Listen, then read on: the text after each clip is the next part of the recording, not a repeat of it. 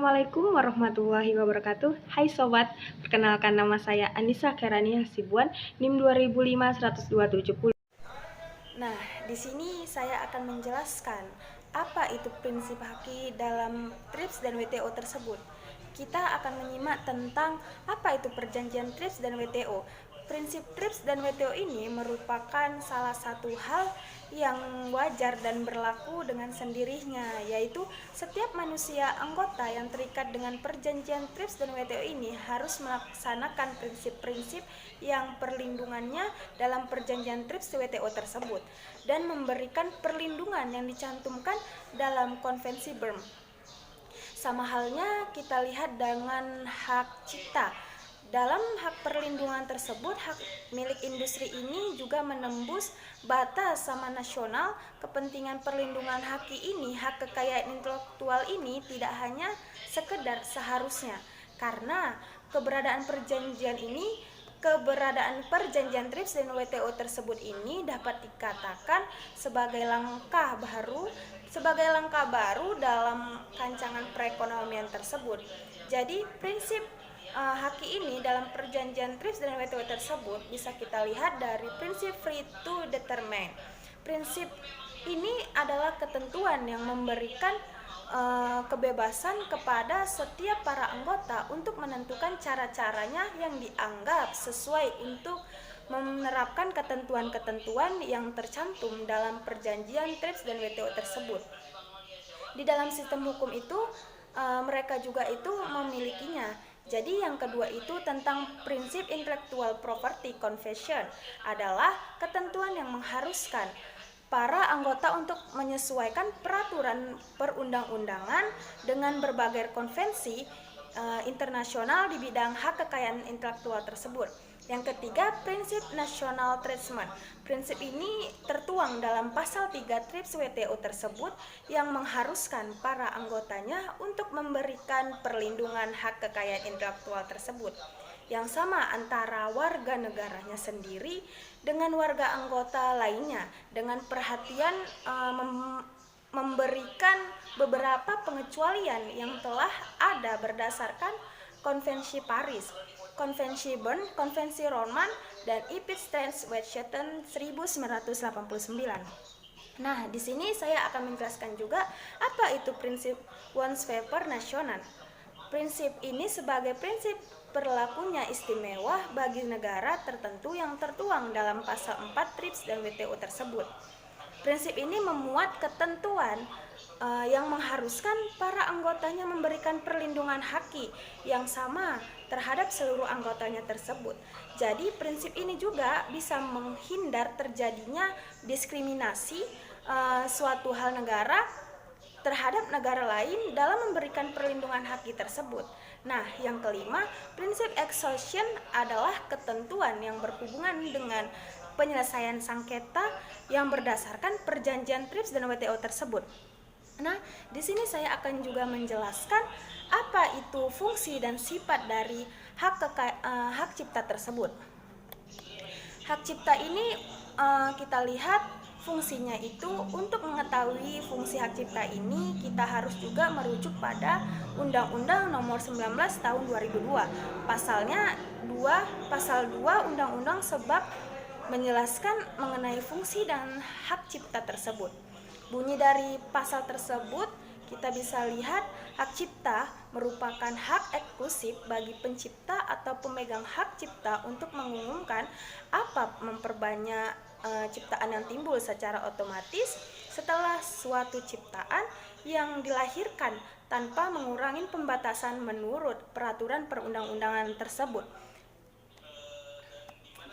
Pencipta atau yang disebut pemegang hak cipta ini adalah karya sinematografi dan komputer memiliki hak untuk memberikan izin atau melarang orang yang mempersetujuinya menyewakan ciptaan tersebut yang kepentingannya ini bersifat komersial. Jadi kita akan melihat juga dari sifat hak cipta ini. Sifat hak cipta ini juga adanya sifat hak eksklusif, adanya juga sifat kepentingan umum, hak beralihnya atau yang dialihkan. Yang keempat ini, hak cipta ini dibagi atau diperincikan. Baik, saya akan menjelaskan apa itu hak cipta dan hak eksklusif.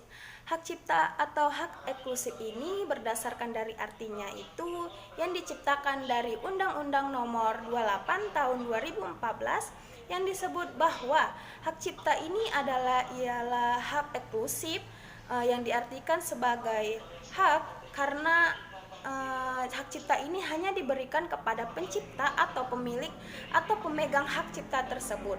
Jadi di dalam aturan itu juga menjelaskan bahwa setiap orang ini tidak boleh memanfaatkan bahwa juga mengatur yang dilarang memakai kecuali terdapat izin pencipta selaku pemilik hak tersebut.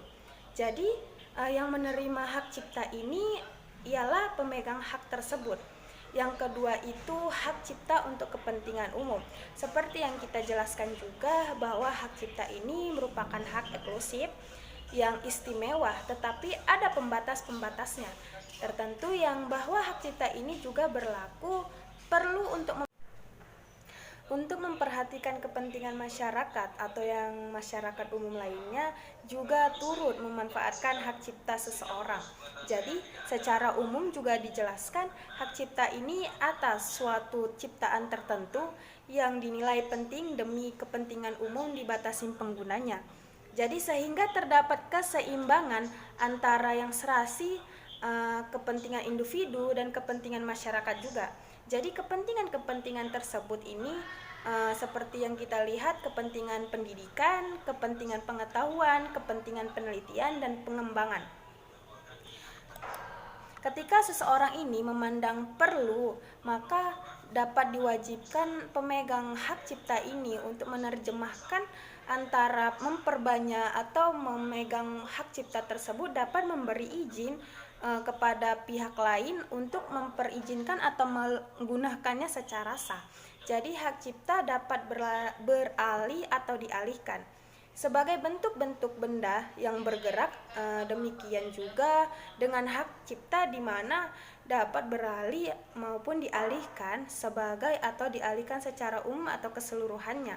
Pengalihan dalam hak cipta ini juga dikenal dengan dua macam, antara lain transfer atau disebut juga assignment, yaitu transfer ini mengalihkan hak cipta yang terdiri dari pelepasan hak cipta kepada pihak lain atau orang lain, seperti yang karena pewaris, terus itu hibah, wasiat, terus itu perjanjian tertulis lainnya, dan sebab-sebab lain yang diberikan oleh peraturan perundang-undangan. Nah, yang kedua ini assignment. Assignment ini yaitu pengalihan hak cipta dari suatu pihak kepada pihak lain yang terdiri atas pemberian atau izin, persetujuan untuk memanfaatkan hak cipta dalam jangka waktu yang tertentu seperti perjanjian lisensi. Yang keempat ini perjanjian hak cipta dibagi atau diperinci. Ini perjanjian praktik pelaksanaan hak cipta ini suatu hak cipta juga normal fleksibel atau juga dalam hak cipta, maka hak cipta ini juga dibatasi oleh waktu, merupakan suatu lama produksi ini suatu barang sekian lama tahunnya. Jadi jumlahnya itu suatu jumlah produk barang sekian unit dalam satu tahunnya. Jadi setiap geografisnya dapat kita contohkan sampul keset tertulis for sale in Indonesia only atau Senglen Bandung Ayuj. Di sini saya akan menjelaskan apa yang dimaksud dari hak moral, hak kekayaan intelektual, dan hak ekonomi. Hak cipta di Indonesia ini juga mengenal konsep dua hal, hak ekonomi dan hak moral. Yang hak ekonomi ini merupakan hak untuk mendapatkan manfaat ekonomi atas ciptaan. Sedangkan yang disebut dengan hak moral ini, hak yang melekat pada pencipta atau juga pelaku yang disebut dari pencipta seperti rekaman, terus seni dan siaran lainnya, yang tidak dapat dihilangkan dengan alasan apapun, walaupun hak cipta ini atau hak terkait telah dialihkan. Contohnya itu kita bisa disebut dengan contoh pelaksanaan hak moral. Hak moral ini adalah mencantumkan nama pencipta pada ciptaan. Walaupun misalnya hak cipta ini atas ciptaan tersebut sudah dijual untuk dimanfaatkan pihak lain. Hak moral ini diatur dari pasal 24 sampai pasal 26 Undang-Undang. Hak cipta ini merupakan hak istilah pengertian hak kekayaan intelektual. Merupakan hak yang timbul atau lahirnya karena kemampuan intelektual manusia. Menggambarkan ini memberikan penjelasan bahwa haki adalah karya-karya yang timbul dari berbagai hasil pemikiran manusia. Kemampuan intelektual juga manusia ini di bidang ilmu pengetahuan, seni, sastra, atau teknologi akan dilahirkan daya ciptaan tersebut. Rasa dan karsanya juga karya-karya hasil lainnya juga intelektual, pada dibedakan dengan jenis kekayaan lainnya yang dimiliki manusia yang didapat bukan dari hasil intelektual, sehingga mudah sebagai intellectually property. Berbeda dengan real property. Contohnya misalnya kita ambil dari Anda ini memiliki ide, pengetahuan, dan pemegang kartu. Jadi Anda ini tidak dapat melindungi gagasan Anda sendiri. Jadi dapat diuraikan dengan berbagai jenis produk dapat muncul dari diri Anda sendiri. Gitu misalnya contohnya. Jadi yang keempat itu apa yang dimaksud dengan protokol Madrid dalam pendaftaran hak cipta. Protokol Madrid ini adalah sistem menguntungkan untuk pemilik merek yang memiliki visi internasional. Jadi sistem ini menyediakan prosedur pendaftaran secara efisien dan transparan, memberikan insentif bagi semua pemilik merek tersebut di dalam luar negeri ataupun di dalam luar negeri untuk berinvestasi di Indonesia. Jadi yang kelima ini jelaskan prosedur pendaftaran hak cipta di Indonesia ini. Jadi prosedur pendaftaran hak cipta ini juga kita lihat dari hak cipta atau copyright. Ini disebut juga dengan hak eksklusif yang diberikan kepada pencipta atau pemegang hak cipta untuk mengatur penggunaan hasil penuangan dari sebuah gagasan atau informasi tertentu. Jadi pada dasarnya hak cipta ini juga merupakan hak untuk mengklaim suatu ciptaan, sama halnya dengan merek dan paten. Dan merek paten ini, hak cipta ini termasuk juga ke dalam hak kekayaan intelektual atau haki. Jadi sejalan dengan perkembangannya teknologi, pendaftaran hak cipta ini pun bisa dilaksanakan secara online dengan menggunakan aplikasi yang namanya aplikasi e-hak cipta. Sebuah aplikasi ini merupakan sebuah sistem berbasis web. Jadi aplikasi ini juga dibangun atau dikelola oleh Direktur Jenderal Kekayaan Intelektual tersebut atau Kementerian Hukum dan Hak Asasi Manusia Republik Indonesia kita sendiri. Jadi langkah-langkah untuk mengurus hak cipta itu, yang pertama itu kita harus masuk ke situs hak cipta itu tersendiri, lalu registrasikan untuk mendapatkan username atau password itu. Yang ketiga itu kita login menggunakan username dan password yang telah diberikan. Yang keempat itu mengunggah dokumen yang telah dipersyaratkan di dalam hak cipta itu tersendiri. Yang kelima itu kita melakukan pembayaran setelah mendapatkan kode pembayaran pendaftaran. Yang keenam itu menunggu proses pendaftaran atau pengecekan. Yang ketujuh itu approve atau disebut dengan pendaftaran pencatatan ciptaan telah disetujui. Yang kedelapan itu sertifikat dapat diunduh dan dicetak sendiri oleh permohon. Baik, terima kasih. Di sini saya Anissa Kerania Sibuan mengundur diri. Terima kasih. Assalamualaikum warahmatullahi wabarakatuh.